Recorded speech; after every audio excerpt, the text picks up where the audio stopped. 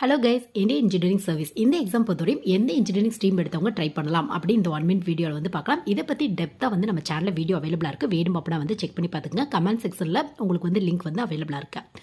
So Indian engineering service இது வந்து இன்னொரு நேமில் வந்து பார்த்தா இஎஸ்இ அப்படி கூட வந்து சொல்லுவாங்க, ஐஇஎஸ் அப்படின்னு கூட வந்து சொல்லுவாங்க. ஸோ இந்த எக்ஸாம் கண்டக்ட் பண்ணுறது யூபிஎஸ்சிலேருந்து கண்டக்ட் பண்ணுறாங்க. ஸோ இந்த எக்ஸாம் பொறுத்தவரையும் பார்த்தோம் அப்படின்னா இன்ஜினியரிங்கில் எந்த ஸ்ட்ரீம் எடுத்தவங்க வேணாலும் வந்து ட்ரை பண்ணி பார்க்கலாம்.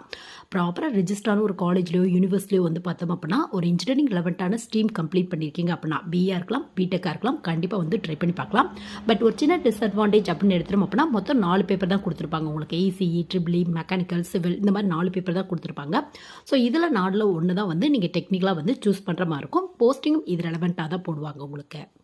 ஸோ இந்த போஸ்டிங் பொறுத்தவரையும் பார்த்தோம் அப்படின்னா இன்ஜினியர்ஸ்க்கு ஒரு ஹையர் ஆஃபீஸர் அப்படி கூட வந்து சொல்லலாம், கிளாஸ் 1 ஆஃபீஸர் அப்படிம்பாங்க. ஸ்டார்டிங்கில் அசிஸ்டன்ட் எக்ஸிக்யூட்டிவ் இன்ஜினியர் அப்படி இல்லை வந்து பார்த்தோம் அப்படின்னா அசிஸ்டன்ட் டைரக்டர் இந்த மாதிரியான போஸ்டிங் வந்து போடுவாங்க.